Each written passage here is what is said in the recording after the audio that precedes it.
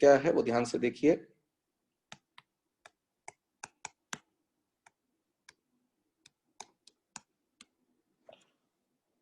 हम लोग कहते हैं पार्शियल डिफरेंशिएशन। Partial differentiation. अच्छा, मुझे पहले ये बताइए, आप में से तो कई बच्चे ऐसे होंगे जिनको डिफरेंशिएशन का फॉर्मूला अभी तक याद नहीं हुआ होगा। पहले तो वो हैंड राइज करिए जिनको डिफरेंशिएशन का फॉर्मूला अभी तक याद नहीं हो पाया है। वो सारे बच्चे जिनको एक भी फॉर्मूला नहीं याद है वो हैंड राइज करिए।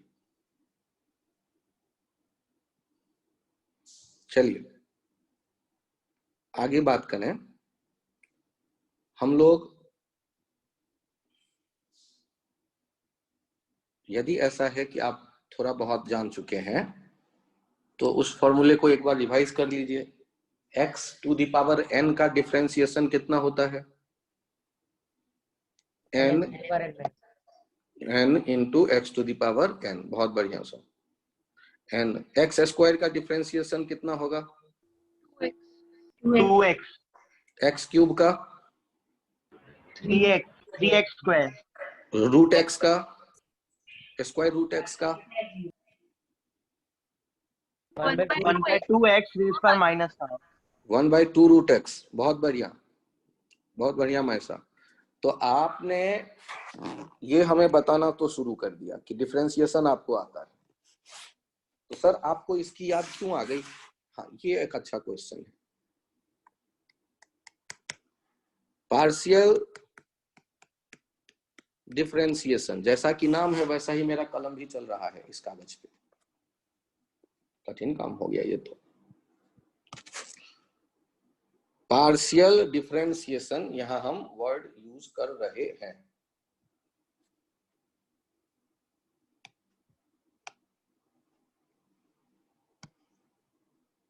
फिर से लिखता हूं, पार्शियल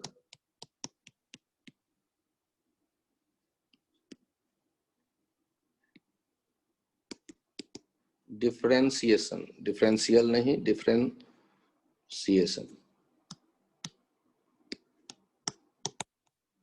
पार्शियल डिफरेंशिएशन। अब ये पार्शियल डिफरेंशिएशन क्या है? डिफरेंशिएशन तो पीछा छूटा नहीं और एक नया टर्म और आ गया। बड़े दुख की बात है।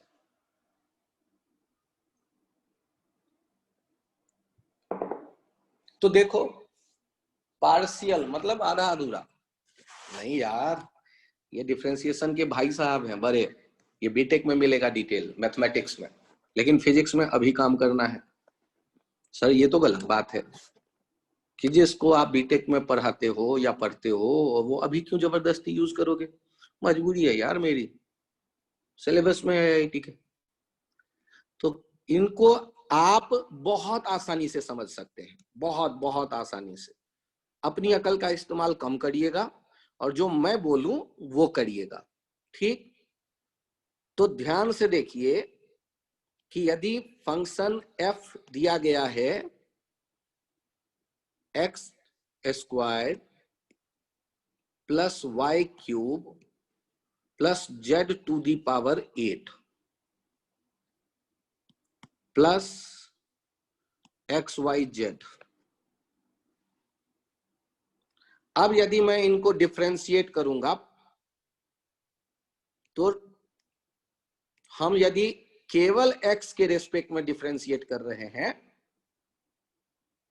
जबकि वेरिएबल तो 3 है XYZ, तो ध्यान से देखिए x का तो वैसा ही डिफरेंशिएशन होगा 2x। y को कांस्टेंट माना जाएगा जब x के रेस्पेक्ट में डिफरेंशिएट कर रहे हैं। z को भी कांस्टेंट माना जाएगा जब x के रेस्पेक्ट में डिफरेंशिएट कर रहे हैं। और x का डिफरेंशिएशन हो गया 1, y और z कांस्टेंट की तरह बगल में बैठे हैं, बैठे रहेंगे। और इस डिफरेंशिएशन का सिंबल है ये डेल। ये डेबा एफ बाय डेबा एक्स पढ़ते हैं, मेरे एक सर यही पढ़ते थे, मैं भी यही पढ़ता हूँ। डेबा एफ बाय डेबा एक्स या del f by del x भी पढ़ सकते हैं। पार्शियल डिफरेंशिएशन का सिंबल ठीक से पहचान लीजिए और ये कब फंक्शन में आता है, कब उपयोग में आता है, जब एक साथ कई वेरिएबल दाईं तरफ दिखे, राइट साइड में दिखे। और जो आप में से समझदार हैं वो मुझे बताइए, del f by del y कैसे लिखिएगा? 0 plus 3y square 0 plus 3x square 3y square plus 0 plus 1x plus x into 1 into Z. xz। X into 1 into Z, that is x Z. और आप में से यही समझदार बच्चे फिर मुझे बताएंगे del f by del z क्या लिखा जाए? 0 plus 0 plus 0 plus 7 plus 7z plus 8 8 z Z 7 to the power 7 plus 1x plus x Y into 1। क्या ये बहुत कठिन काम है या सीख गए? सीख गए। जो लोग सीख गए वो हैंड राइज करिए प्लीज, हैंड राइज करिए। बहुत बढ़िया। कीर्ति, कृतिका, मनीषा, दिव्यांशु, भव्या, कुशल, शिवेंद्र, आदित्य, केतव, प्राप्ति, अंश, पलक, क्षितिज, सोम, कार्तिक, लक्षिता, सुशांत, वेदांत, सौमिल, अरे वाह, रिद्धिमा, महक, शानदार, वाह वेदांत, बहुत बढ़िया, पलक, महक, बहुत अच्छा प्रयास। तो हम लोगों ने अभी ये पता किया कि पार्शियल डिफरेंशिएशन क्या है।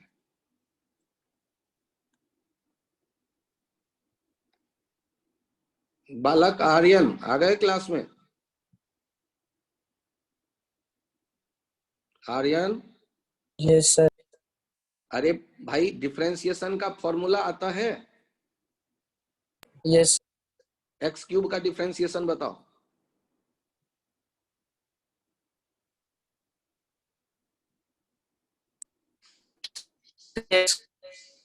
बहुत बढ़िया, 3x स्क्वायर। अब यहां मैं सिखा रहा था पार्शियल डिफरेंशिएशन। तो जब एक साथ कई वेरिएबल होते हैं, जब एक साथ कई वेरिएबल होते हैं, तो जब आप डिफरेंशिएट करेंगे तो एक ही बार में सबको डिफरेंशिएट तो करेंगे नहीं, तो उसको कहते हैं पार्शियल डिफरेंशिएशन। जब x के रेस्पेक्ट में डिफरेंशिएट कर रहे हैं तो x को वेरिएबल मानो, बाकी को कांस्टेंट। जब y के रेस्पेक्ट में डिफरेंशिएट कर रहे हैं तो y को वेरिएबल मानो, बाकी को कांस्टेंट। और कांस्टेंट जैसे ट्रीट भी करो, व्यवहार भी करो उनके साथ कांस्टेंट जैसा। तो जब del f by del x आपने लिखा तो एक्स स्क्वायर का डिफरेंशिएशन हो गया 2x, Y cube constant y था 0, जेड क्यूब Z8 कांस्टेंट 0, और x का डिफरेंशिएशन 1, उसके साथ कोई कांस्टेंट है तो एज इट इज बैठा रहेगा yz। y के रेस्पेक्ट में जब डिफरेंशिएट कर रहे हैं f को, ये पार्शियल डिफरेंशिएशन है, वो सिंबल से भी पता चलेगा। डेवा एफ बाई डेवा एक्स, या डेल कर सकते हैं, del f by del x equals to x square constant जैसा बिहेव करेगा y के रेस्पेक्ट में डिफरेंशिएशन के टाइम पे, तो ये 0, y क्यूब हो गया 3y स्क्वायर, Z8 हो गया 0, और x तो कांस्टेंट रहा, y का डिफरेंशिएशन 1 और z वही रहा z। तो ये पार्शियल डिफरेंशिएशन जो सीख गए वो आगे बढ़ो, तो सब सीख गए तो सब आगे बढ़ो। A force F, और F होगा तो 3 टुकड़े होंगे, एक x एक्सिस के डायरेक्शन वाला, एक y एक्सिस के डायरेक्शन वाला, और अधिक से अधिक एक z एक्सिस के डायरेक्शन वाला। तो एक ही बार में ज्यादा दिखाने से क्या फायदा? ए फोर्स, और यदि यही दोनों हैं, ए फोर्स F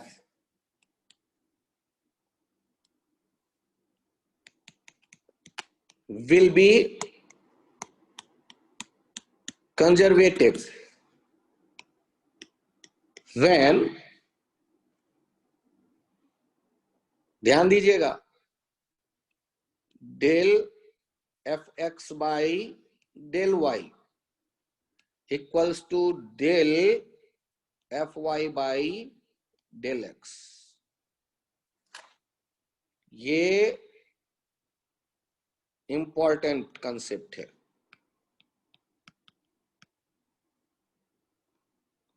चूंकि सारे किताबों में नहीं दिख रहा, तो बच्चे जब ये क्वेश्चन आता है तो थोड़ा मेहनत एक्स्ट्रा करते हैं तो चांस बनता है, नहीं तो अधिक को पता ही नहीं है। A force F, Fx I cap plus Fy j cap will be conservative। और कंजर्वेटिव फोर्स की क्या खासियत थी? No external force। Work done by conservative Path finity। Force on closed path must be is zero। दूसरा point था work done by conservative force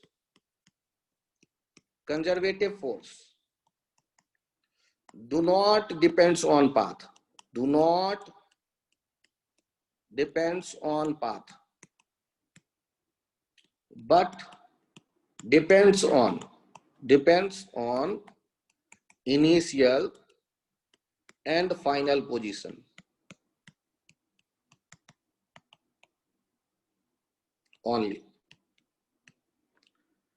अब ये only word अच्छा ना लगे तो आप हटा भी सकते हैं। कहानी ये है कि कंजर्वेटिव फोर्स पहचानेंगे कैसे?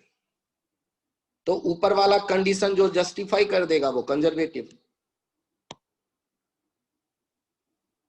ये it is condition for conservative force, it is condition for conservative force.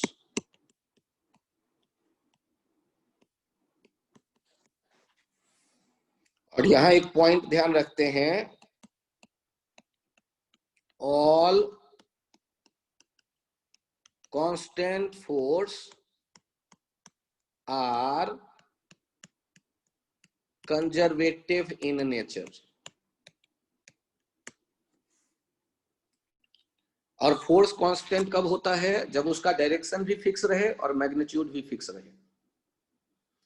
All constant forces are conservative in nature. Sir ये कंजर्वेटिव के पीछे क्यों पड़ गए आप? बहुत इंपॉर्टेंट है, इसलिए। कहां इंपॉर्टेंट है? 5 मिनट बाद। पहले तो आप मुझे बताओ, F equals to x I cap plus y J cap, ये कंजर्वेटिव है या नहीं? इज आपको ये इसके कंजर्वेटिव या नॉन कंजर्वेटिव होने को चेक करना है। तो मुझे ये बताइए, Fx कितना दिख रहा है? Conservative x। और Fy कितना दिख रहा है? y। बहुत बढ़िया भव्या। तो यदि Fx x दिख रहा है, Fy y दिख रहा है, सर ये Fx x है, ये आपको कैसे पता चला? बहुत बढ़िया सोम। Fx x है, ये आपको कैसे पता चला सर? भाई आई कैप है ना, ये बताता है x एक्सिस डायरेक्शन, और जे कैप बताता है y एक्सिस डायरेक्शन। तो जो x के साथ i के साथ वाला टुकड़ा है वो x कंपोनेंट कहलाएगा, जो y के साथ वाला जे कैप के साथ वाला टुकड़ा है वो y कंपोनेंट कहलाएगा। तो आपने तुलना यदि करना चाहो तो ऐसे तुलना करो, Fx i cap Fy j cap, comparison करके आपको ये पता चल गया। अब कंडीशन चेक करते हैं। क्या था condition? Del Fx by del y। Check करिए तो ये क्या हो जाएगा? सर ये तो नहीं पता। डेल Fx के बदले मैं लिख रहा हूं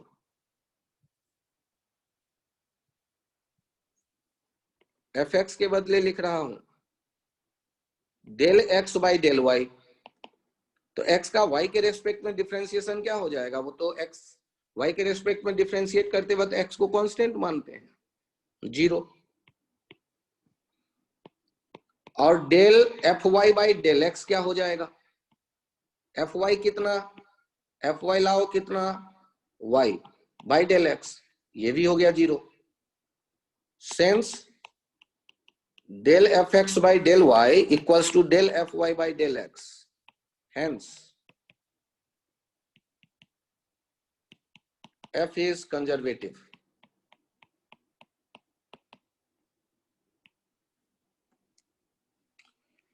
सर ये क्या पढ़ाने में लगे हुए हो यार, अभी बहुत इंपॉर्टेंट है कि पहले आप जान पहचान करो, फिर इसकी इंपॉर्टेंस आगे बताया जाएगा। अच्छा, इसको देख के आपको तुरंत में क्या विचार आ रहा है, वाई आई प्लस एक्स जे देख के? Non conservative.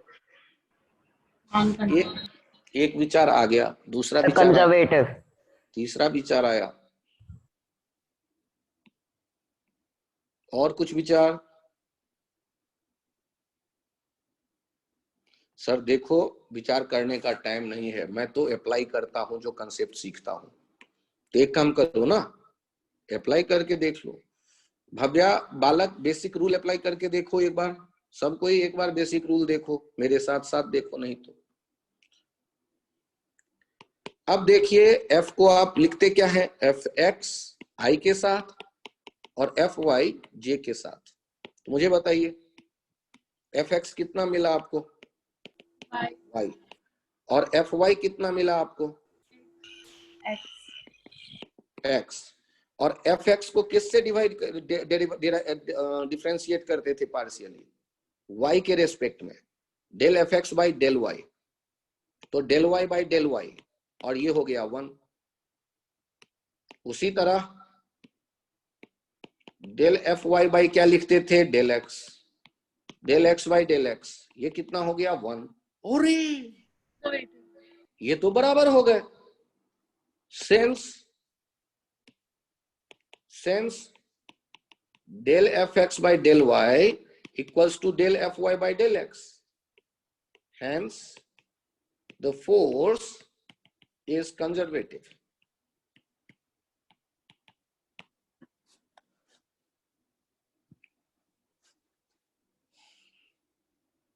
सर ये चाइनीज भाषा जो आप सिखा रहे हो बड़ा अजीब लग रहा है मुझे। तो मैं कहूंगा जो 25 लाख बच्चे साइंस लेते हैं उनमें से केवल 5 लाख बच्चे को ये चाइनीज भाषा दिखता है जो कोचिंग जाते हैं इंडिया में। नहीं सर, इंडिया में तो 10 लाख बच्चे कोचिंग जाते हैं, तो उनमें से 5 लाख बच्चों को कोचिंग में दिखाया जाता है, बाकी 10 क्यों, सबको देखने को क्यों मिलेगा? और उनमें से कुछ जो हैं 1 डेढ़ लाख बच्चे, उनको ये बातें बड़ी अच्छी तरह समझ में आती है। अच्छा सर, 1 डेढ़ लाख उसमें मैं हूँ, घबराओ मत, सीटें आईआईटी में 5000 के भीतर में पहुंचोगे तब जाके कोई अच्छा ढंग का आईआईटी मिलेगा। तो आपको शुरू के 5000 में पहुंचने हैं, तो या उसमें भी क्यों मैं मानूं, आप शुरू के टॉपर्स बनिए, शुरू के 5 में पहुंचिए। तो आप कोई नया आइडिया आए तो उस आइडिया से दुश्मनी ना करो, उसके साथ बड़े आराम से डील करो कि ठीक है, इसमें मैं भी परेशान हो रहा हूँ, दुनिया भी परेशान हो रही, कोई नहीं, देखते हैं कौन जीतता है। तो धीरे धीरे वो आइडिया आपको पसंद आने लगेगा। आप फिर से चेक करिएगा,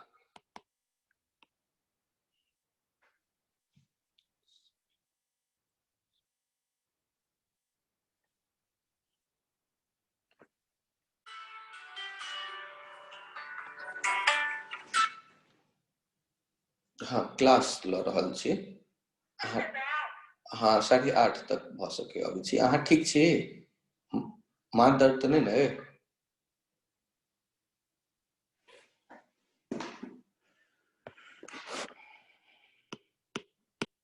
एक्स स्क्वायर वाई क्यूब आई कैप है, वाई स्क्वायर एक्स क्यूब जे कैप है, इसके बारे में विचार करना है।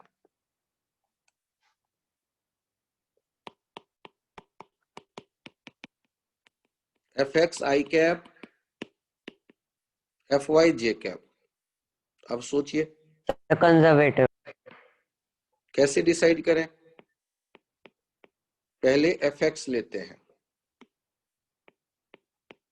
एफ एक्स ले रहे हैं, कितना है, एक्स स्क्वायर वाई क्यूब, फिर Fy लेते हैं y स्क्वायर एक्स क्यूब, और अब डिफरेंशिएट करते हैं। कैसे डिफरेंशिएट करते हैं? x वाले को याद रखिए y के रेस्पेक्ट में डिफरेंशिएट करेंगे, मतलब एक्स स्क्वायर वेरिएबल है, y x cube y cube का हो जाएगा 3y स्क्वायर, और Fy बाई डेल x करते हैं, y वाले को x से डिफरेंशिएट करते हैं, ये y स्क्वायर 3x स्क्वायर। अब चेक करिए तो राइट साइड में एक जैसा आ रहा है या अलग अलग? एक जैसे। सर अलग। और यदि ये सेम आ रहे हैं तो हम एक क्या जैसे। लिखेंगे? Sir same conservative. Same. Since del fx by del y equals to del fy by del x. Hence, given force is conservative.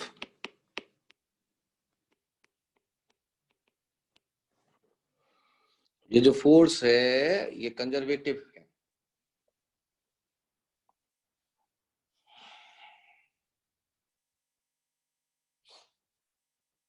अब आप ये पहचानना सीख गए कि कौन से कंजर्वेटिव है और कौन से नॉन कंजर्वेटिव है। एक आइडिया तो यहां तक आपके पास दे दिया गया।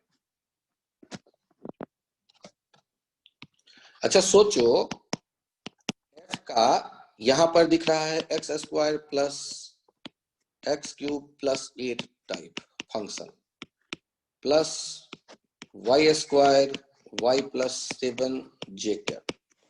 इनके बारे में क्या ख्याल है? ये कंजर्वेटिव या नॉन कंजर्वेटिव? कंजर्वेटिव। कंजर्वेटिव। क्योंकि एफ एक्स जो दिख रहा है वो x square plus x cube plus 8 और del F x by del x हो जाएगा, del F x by del y हो गया 0। और एफ वाई क्या दिख रहा है? Y square plus y plus 7 del F Y by del F Y by del x क्या हो जाएगा? ये भी 0। ये दोनों बराबर हो गए तो ये हो गया कंजर्वेटिव। तो यहां से ये हमें सीखने को मिला कि जब कभी आपको ये दिख रहा है फंक्शन ऑफ एक्स एक टुकड़ा और दूसरा टुकड़ा आई के साथ वाला और दूसरा टुकड़ा जे के साथ वाला वाई का फंक्शन दिख रहा है जी ऑफ वाई। ये फंक्शन लिखने का तरीका है, घबरा मत जाना।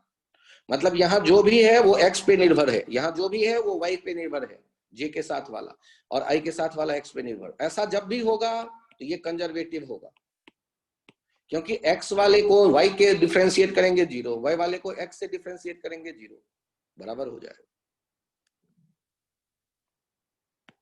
अच्छा ये बताना 3i प्लस 4j के बारे में क्या ख्याल है? कंजर्वेटिव। कैसे पता चला? कांस्टेंट है 0 0। डिफरेंशिएशन 0 आएगा। हाँ, y से करो तो 0 और डेल एफ वाई को x से करो तो 0। देखो ये बराबर होगा।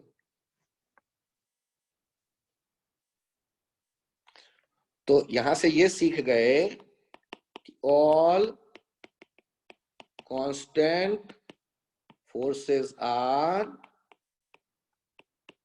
Conservative in nature.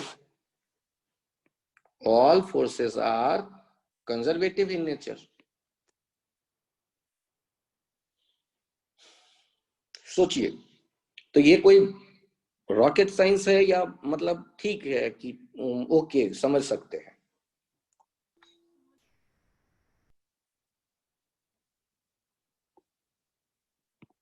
चेक करिए, यदि कभी ऐसा हुआ तो चेक नहीं करिए, कंडीशन समझिए। If f equals to F X I cap plus F Y J cap plus F Z K cap, then the force will be conservative while, ध्यान से देखिएगा, del fx by del y equals to del fy by del x. Del fy by del z equals to del fz by del y.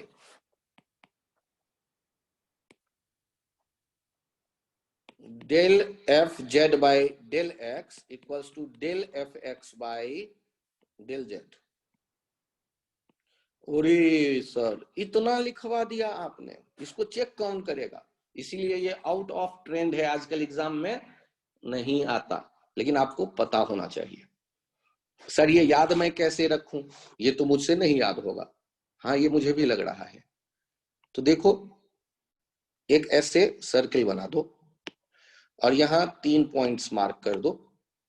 एक का नाम रखो मोहन, एक का सोहन, ना एक का एक्स, एक का वाई और एक का जेड। पहले एक्स वाई वाला गणित देखो। एक्स वाई वाला गणित del F x by del Y plus plus नहीं इक्वल्स टू, ये किसके बराबर कर देना है? Equals to del F Y by del X. X Y का गेम था यहाँ पे। वाई जेड वाला देखो, वाई जेड वाला देखो। वाई जेड वाला क्या लिखोगे? Del F Z by del Y equals to del F Y by del Z. बहुत बढ़िया, इनका गेम हो गया। अब देखिए जेड एक्स वाला game, del F Z by del x equals to del F x by del Z. तो ऐसे बराबर कर दो तो आपको ये गेम तो दिख जाएगा। तो एक और ये सर्किल गायब हो गया।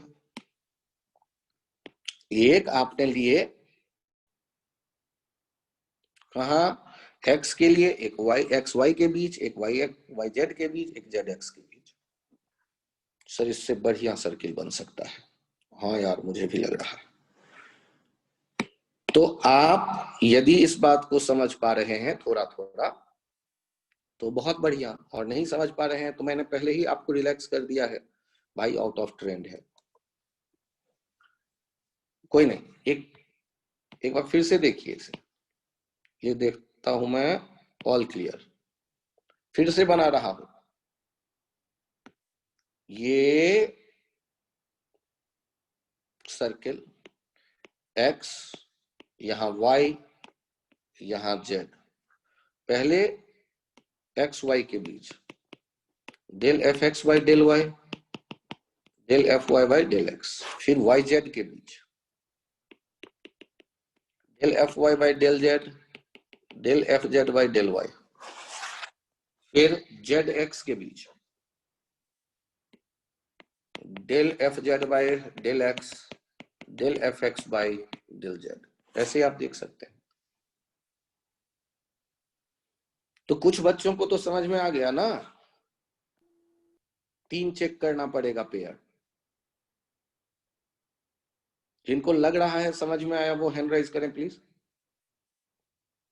बहुत बढ़िया। माइशा, आदित्य, सोम, भव्य, दिव्यांशु, आर्यन, शिवेंद्र, सौमिल, कार्तिक, कृतिका, कीर्ति, कुशल, रिद्धिमा, केतव, सुशांत, प्राप्ति, क्षितिज, लक्षिता, वेदांत, बहुत बढ़िया, पलक।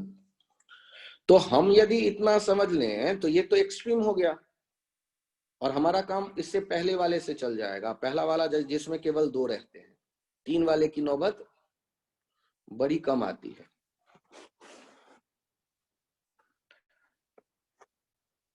अब एक पॉइंट आगे आपको मैं बताता हूं कि आपके पास एक रिजल्ट आया था अभी 2 मिनट पहले। yi प्लस एक्स स्क्वायर जे। पहले कंडीशन आया था, तो पहले तो चेक करिए कि ये कंजर्वेटिव है या नॉन कंजर्वेटिव। फिर से सोम चेक करो एक बार। Non conservative. Non conservative. F x है वाई, एफ वाई है एक्स स्क्वायर। बहुत बढ़िया। Del F x by del y करो, दैट इज 1, 1. और del F Y by del x करो, दैट इज 2x।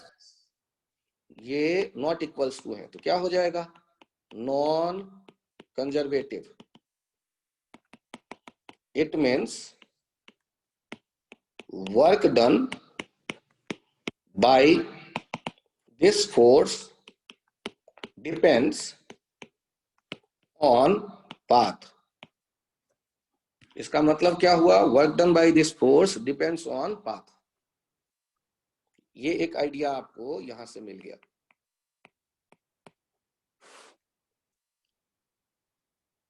अब ये जो कंसेप्ट आपको मिला है, इस कंसेप्ट में आपसे आगे क्या पूछा गया है? इफ f इक्वल्स टू इतना, then find work done by it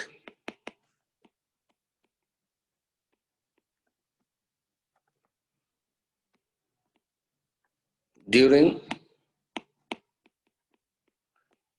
displacement from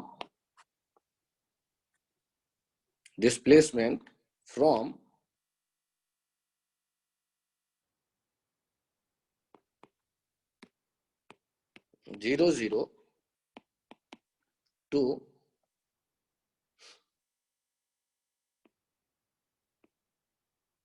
3, 3।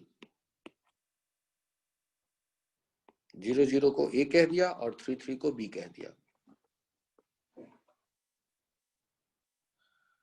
हम लोगों को वर्क डन पता करना है।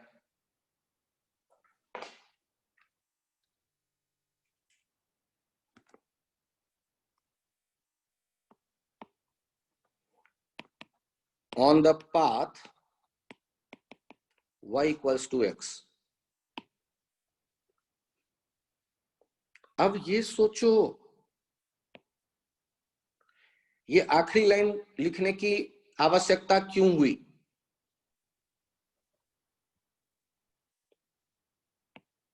On the path y equals to x लिखने की आवश्यकता क्यों पड़ गई?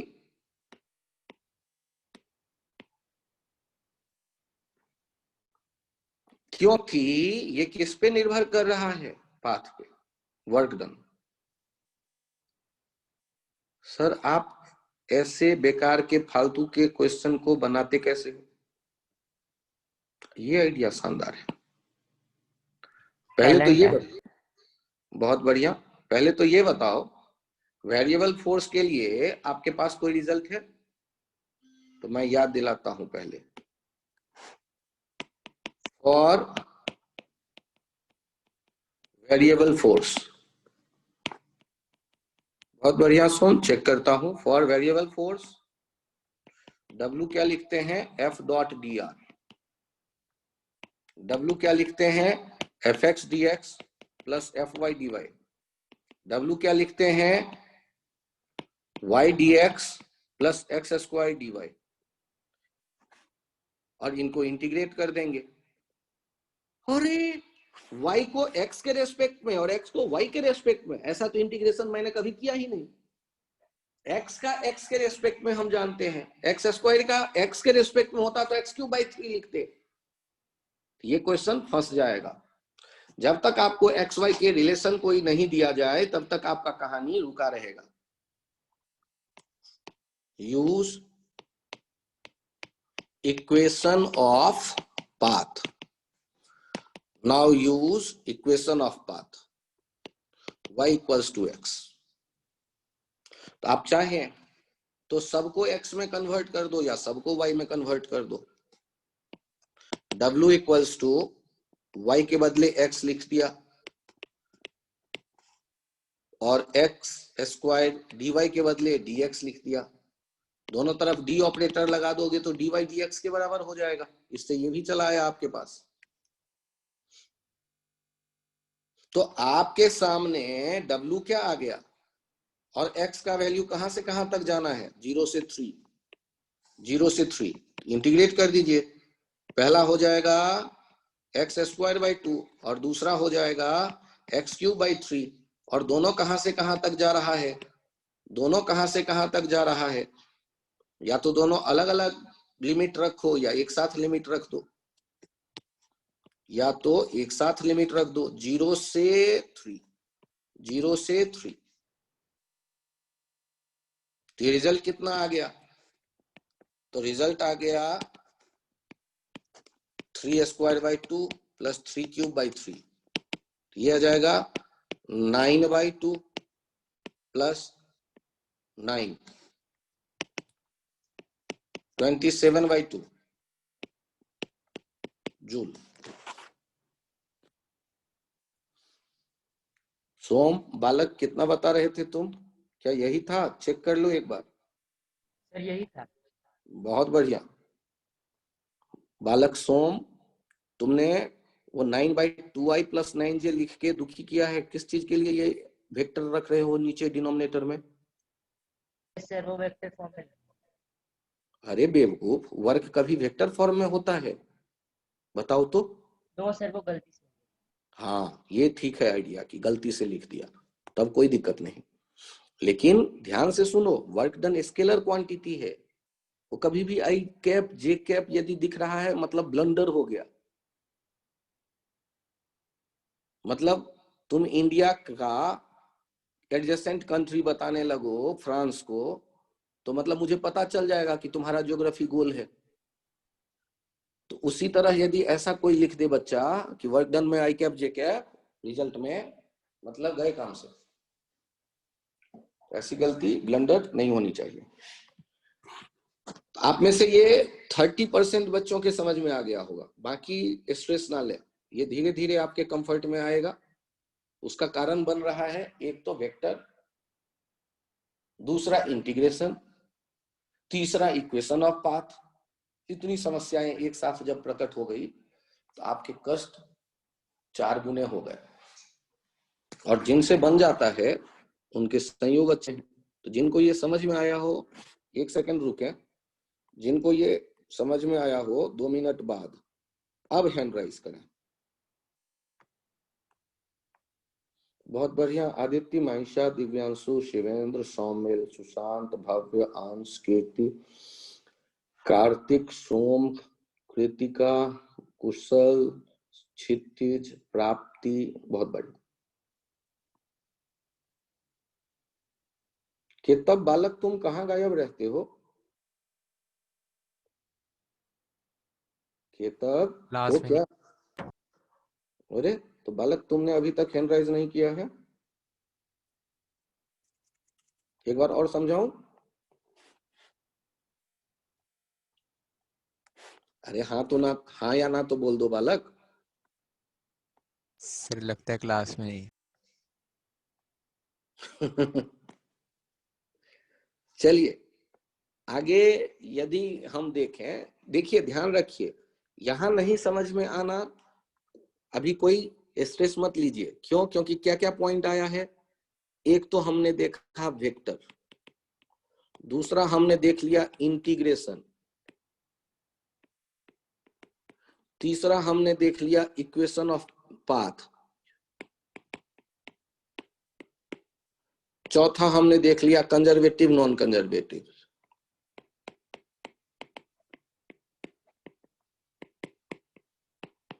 यदि इतने आइडियाज एक साथ आ जाएं और आपको कष्ट दे तो इसमें कोई घबराने वाली बात नहीं है।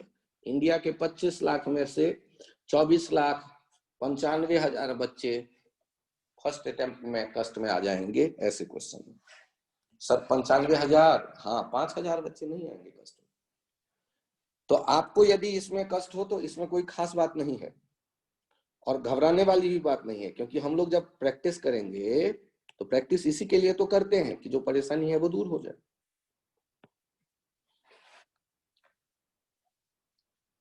अब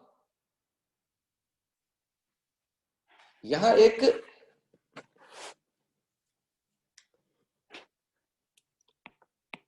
एग्जाम्पल और देखिए, find work done by F X Y I cap plus X square j cap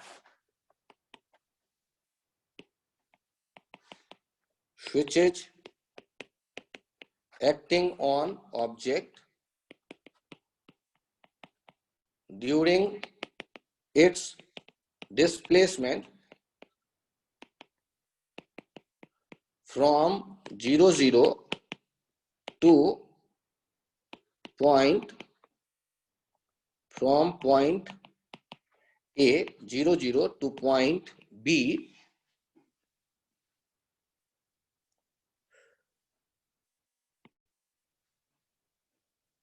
to 4 on path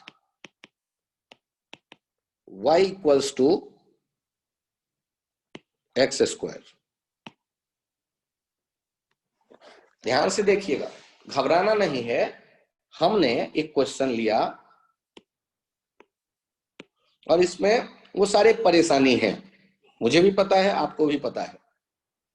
एक फोर्स अजीब सा दिख रहा है, लगता है अभी अभी आया है जापान से, और पाथ के बारे में भी कुछ अजीब सी कहानी बताई गई, चाइना। अब यहां पर 2 पॉइंट्स दिख रहे हैं, एक ये और एक ये, ए एंड बी। ये भी आ रहा है अभी कोरिया से, और इन सबको इंडिया में आप फरीदाबाद में इकट्ठा कर रहे हैं। क्या बात है सोम, इस बार तो बंदे ने सही सलामत काम किया है। बहुत बढ़िया, धन्यवाद। अच्छा प्यारा सा कुछ तुमने लिखा। क्वेश्चन के रिजल्ट ये देख के प्रसन्नता हुई। अब रिजल्ट कैसा है ये मैं सॉल्व करके देखता हूं। अब ध्यान से सुनिए, सॉल्व करते वक्त इकलौता आइडिया फॉर वेरिएबल फोर्स आपने देखा वर्क डन कैलकुलस अप्लाई होगा, एफ डॉट डी आर। चलो जो लोग कैलकुलस वेक्टर के चक्कर में नहीं पड़ते, F X T X plus F Y D Y, इतना तक तो आ जाओ। और इसके चक्कर में भी नहीं पड़ते तो एफ एक्स उठा के लाओ पिछले वाले पेज से। एफ एक्स के बदले क्या लिख लें, एक्स वाई, और एफ वाई के बदले एक्स स्क्वायर। चलो अगले वाले पेज पे, एफ एक्स के बदले एक्स वाई, साथ में डी एक्स, और उधर आ जाएगा एक्स स्क्वायर डी वाई। अब मुझे बताओ, क्या यहाँ इंटीग्रेशन होने के चांस है, आसार है? कष्ट किस बात को लेके है? कष्ट इस बात को लेके है कि यहाँ x के इंटीग्रेशन में y बैठा दिख रहा है और y के बगल में x। बहुत बढ़िया भव्या। आगे देखिए, हम क्या करते हैं, using equation of path, y equals to क्या दिख रहा है, एक्स स्क्वायर। अच्छा, तो अरे तो क्या, मैं इतना गणित जानता हूं कि d से दोनों तरफ मल्टीप्लाई करूंगा कोई अंतर नहीं आएगा। और मैं ये भी गणित जानता हूं कि मैं क्या हूं, तो डी एक्स स्क्वायर, कीर्ति वेक्टर, अच्छा वो जूल लिखा है तो ठीक, बहुत बढ़िया। डी एक्स स्क्वायर को डी एक्स से डिवाइड करें और डी एक्स से मल्टीप्लाई करें तो मुझे कोई नहीं रोक सकता, क्योंकि इससे कोई चेंज नहीं होगा। और एक्स स्क्वायर से डिफरेंशिएट करते हैं एक्स के रेस्पेक्ट में, ये तो 2x dx हो गया, और बगल में dy। तो आपको एक रिलेशन ये भी मिल गया, जो दिया गया रिलेशन था उस रिलेशन से आपने गेम खेल के एक और नया रिलेशन निकाल लिया। सर इतनी मेहनत क्यों की आपने? हाँ, इसका मैं कारण देता हूं। ध्यान से देखो, वर्क डन जो अब तुम लिखने वाले हो उस वर्क डन को देखो। हाँ बहुत बढ़िया, जूल लिखा है Kirti. W equals to X, Y के बदले हम सारे x में लाना चाहते हैं, X square D X. Sir सारे x में क्यों ले जा रहे हो? आपकी मर्जी यार, या तो x में ले जाओ या y में, इंटीग्रेट तो आप ही को करना है। एक्स स्क्वायर और dy के बदले मैंने क्या लिख दिया, 2x dx। यहां से हमें पता चला। तो अब आ गया, क्या आ गया, W equals to X cube D X plus 2x cube dx। तो यहां से ये हो जाएगा 3x क्यूब dx, और ये हो गया 3x टू दी पावर 4/4। और इंटीग्रेट कहां से कहां तक कर रहे हैं? 0 से 2 तक। 3 into 2 to the power 4/4, 12 joule. किनके ये 12 जूल आ गए हैं वो हैंड राइज करें प्लीज।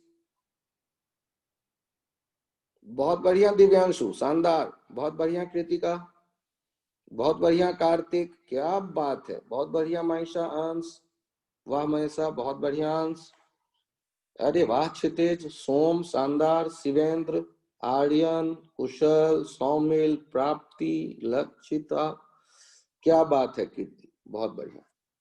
तो हमने ये जो सॉल्व किया, इस तरह के क्वेश्चन से बच्चे थोड़ा सा दूर रहना पसंद करते हैं। यार अपनी पसंद से पेपर थोड़े ना बनता है, पेपर हम थोड़े ना बना रहे। मतलब एज ए स्टूडेंट आपको थोड़े ना अधिकार है ये डिसाइड करने का कि सर पेपर तो मैं बनाऊंगा सर, ऐसे नहीं। तो पेपर तो मैं बनाऊंगा तो काम नहीं चलेगा। भव्या बालक आपके 10 कैसे हो गए? और सोम आपके नए वाले आंसर क्या आपने चैट में लिखा था या नहीं लिखा था?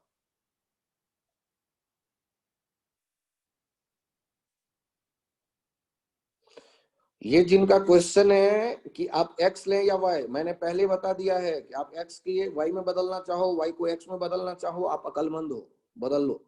और लिमिट रखते वक्त ध्यान रखना x कोऑर्डिनेट यूज करना है या y कोऑर्डिनेट। आगे देखिए, जब आपको ये आइडिया लगने लगा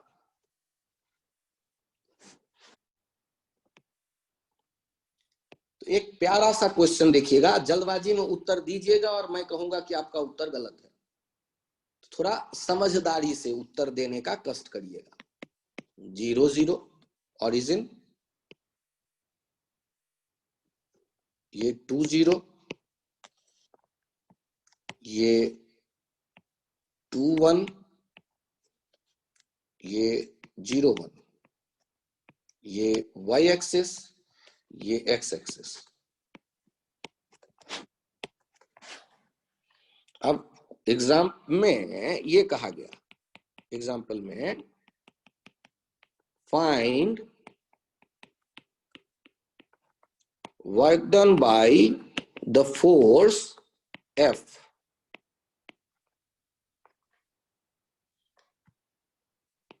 x square y cube I cap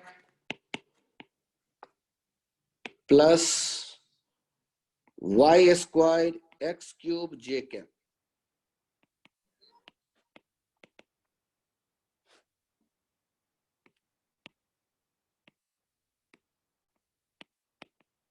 on the path O A B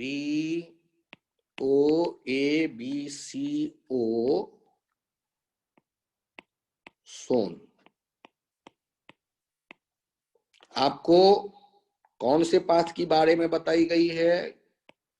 ओ से शुरू होता है, ए बी सी होते हुए वापस ओ, और इस पाथ पे नेट वर्क डन कितना होगा ये बताने को कहा जा रहा है।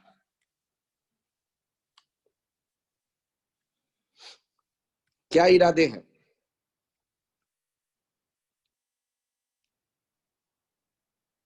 सर बड़ा कठिन काम लग रहा है। कीर्ति, ये आइडिया सोचना गलत है कि डिस्प्लेसमेंट 0 इसलिए वर्क डन 0। ऐसा कहीं नहीं पढ़ाया गया है कि डिस्प्लेसमेंट 0 पे वर्क डन 0 होता है। और यदि ऐसा पढ़ा है तो उसे चेंज करो आज से।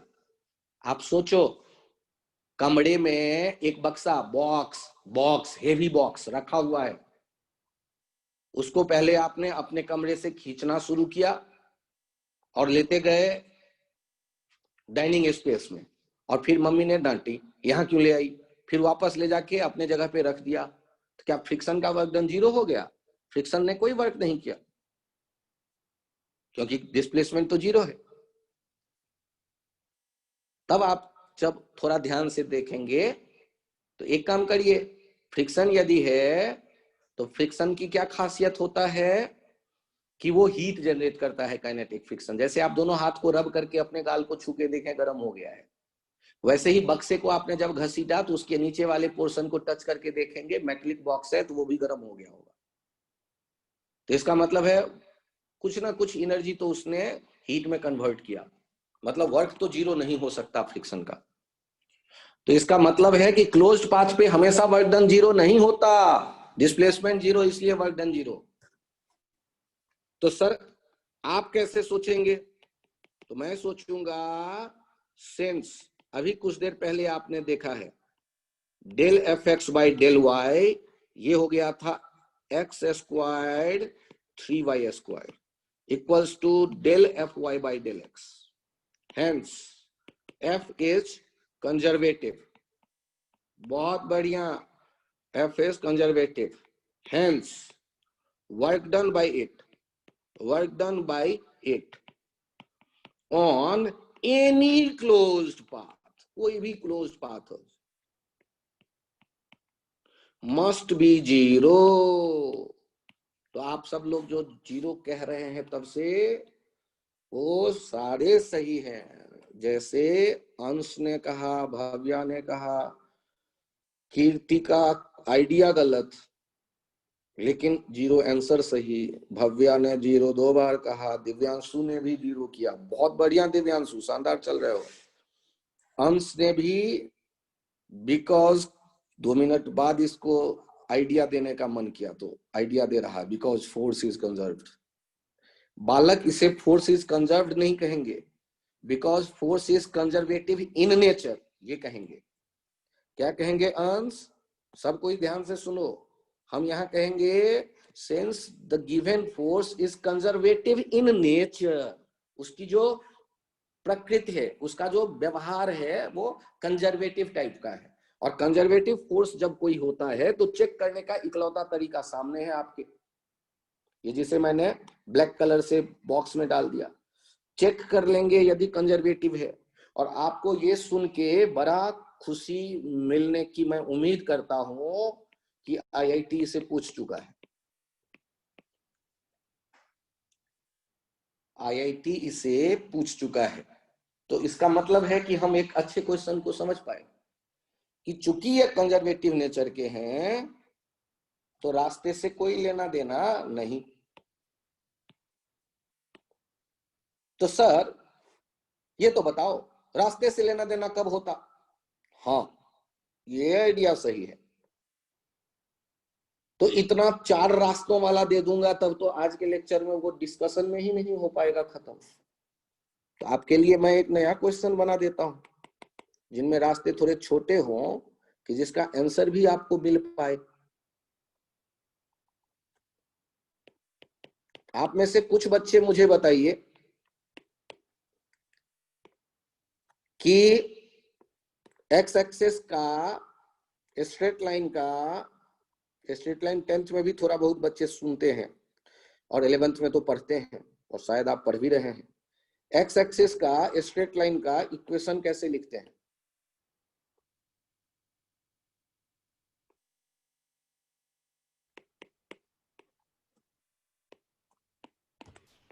mx plus c.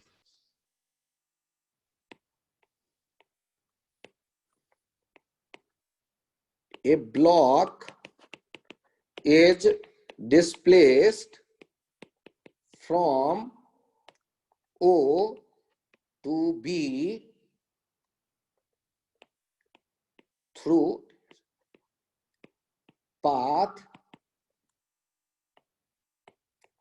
shown OAB.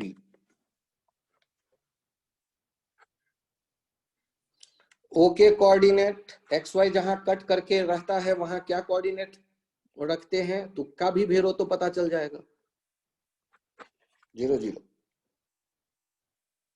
Find work done by F equals to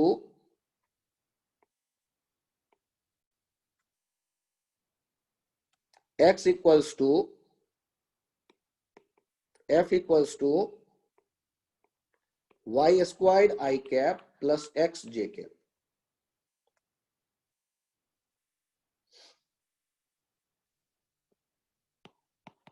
on this path.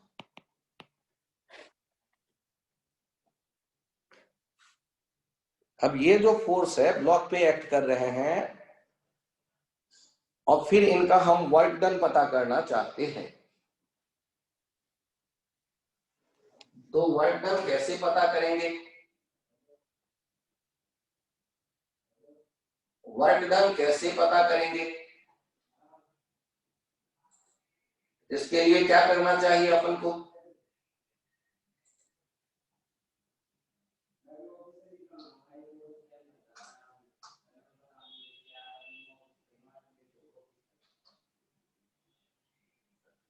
सोचिए, दो टुकड़ों में पता करेंगे। दो टुकड़ों में कैसे पता करेंगे?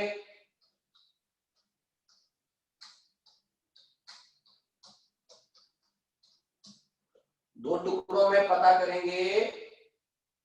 सर आपकी वॉइस एको हो रहा है।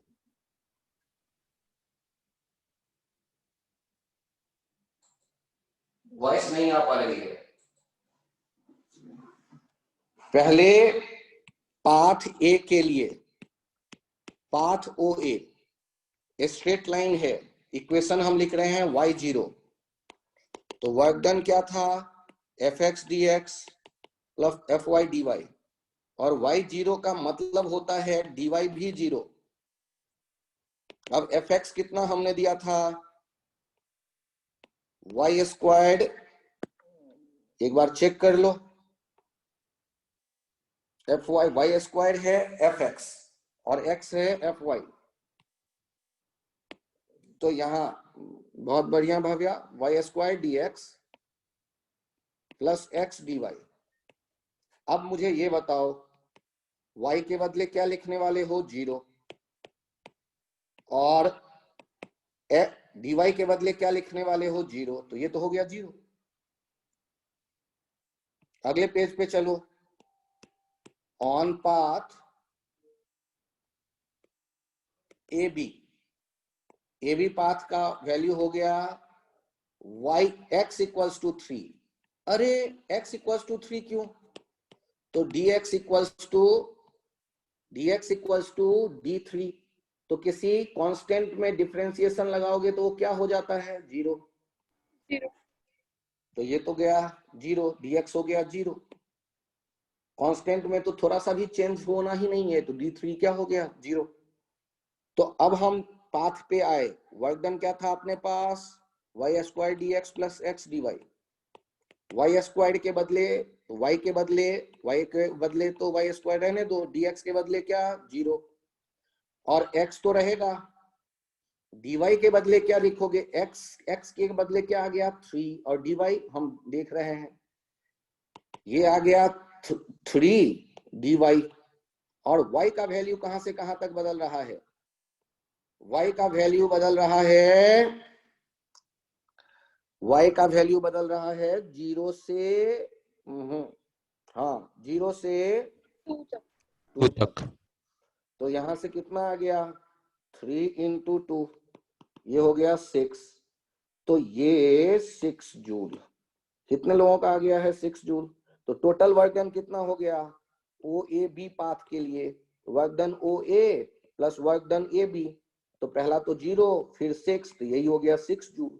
कितने लोगों का 6 जूल आ गया? 2 मिनट बाद हैंड राइज करिए। अब हैंड राइज करिए। शिवेंद्र, दिव्यांशु, प्राप्ति, मनीषा, बहुत बढ़िया। क्षितिज, केतव, जग्ञा बालक लगता है, आदित्य, सौमिल, कार्तिक, बहुत बढ़िया। तो आप सब लोगों ने, केतव, आदित्य, बहुत बढ़िया। आदित्य आपके ने भी सही किया, बहुत बढ़िया। दिव्यांशु आज कंटिन्यूअस सही करने में लगे हुए हैं, क्या बात है। तो आप लोगों ने जिन्होंने सही कर दिया, वेल एंड गुड। लेकिन बाकी बच्चे हमारे जो स्टूडेंट अभी नए थे, जैसे वेदांत, महक, पलक, तो वो घबराए नहीं, क्योंकि उनको मैथमेटिक्स की थोड़ी सी प्रैक्टिस मैं करवाऊंगा, तब ये और आपको अच्छा लगेगा। और आप लोगों के लिए जस्ट ये इंफॉर्मेशन है, जो नए बच्चे हैं उनका नया बैच कल मंडे, कल से शुरू हो रहा है। वैसे शेड्यूल रहेगा ट्यूसडे, थर्सडे, सैटरडे। लेकिन कल मेरा एक क्लास है जो नए बच्चे हैं उनके लिए 11th के, जिसमें हम लोग आपस में बातचीत करेंगे एक दूसरे से, जिससे कि हमें पता चले कि आप क्या जानते हैं, कहाँ से शुरू किया जाए, और मैं आपको बता सकूं कि फिजिक्स क्या है। ठीक है। और यूनिट एंड डायमेंशन जिन बच्चों का छूटा हुआ है और पहला लेक्चर जिनका छूटा हुआ है, वैसे ही टाइम पास हम लोग आपस में बात नहीं कर पाए, वो बच्चे भी यदि उस टाइम पे फ्री हैं, आई थिंक टाइमिंग है 3 बजे के आसपास, 3 से 4 आई थिंक, तो उस पे आप आ सकते हैं। सर यूनिट मुझे डायमेंशन शुरू करोगे आप पहले? हाँ, उसमें कल तो रहेगा केवल जनरल बातचीत कि कैसे कॉपी बनाएं, क्या करें, फिजिक्स कैसे पढ़ें, या कैसे पढ़ें कि 2 साल रिटेन करें, या कैसे पढ़ें कि उसको भूलने के बाद फिर वापस रिकॉल करें। इन सब के बारे में हम लोग बातचीत करेंगे कल के लेक्चर में, और होगा तो थोड़ा सा यूनिट एंड डायमेंशन शुरू हो जाएगा। सर एरर मेजरमेंट आप सर कराओगे एरर बता देना कब शुरू होगा। हाँ, जब एरर क्लास में होना रहेगा तो वो मैं आपके चर्चा कर दूंगा इस क्लास में। और नए बच्चों से अभी ये मेरा रिक्वेस्ट है कि आप इस वीक में, जैसे वर्क चल रहा है ना, तो थोड़ा सा प्लीज ये ध्यान से सुन लीजिए ये वीक, जैसे कि वेदांत, आप, पलक, महक, आप लोग इस वीक में आप साथ रहते हैं वर्क में, तो अगला टॉपिक जो यहाँ थोड़ा सा आगे आएगा ना, जो पोटेंशियल एनर्जी, वो आइडिया बड़ा प्यारा है, आपको अच्छा लगेगा सुनने में। फिर आएगा कंजर्वेशन ऑफ एनर्जी, वो भी सुनने में अच्छा लगेगा, अप्लाई करने में भी अच्छा लगेगा, तो उनको आप साथ में रहिए इसमें भी।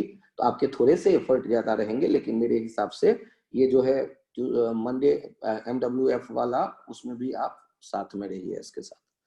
ठीक। और कल तो आपका अपना ही बैच केवल मेरा है 3 से 4 आपके लिए, उसके बाद फिर ट्यूसडे, थर्सडे, सैटरडे से आपका रेगुलर शेड्यूल है नए बच्चों के। अभी के लिए इतनी ही कहानी है। Thank you, bye bye.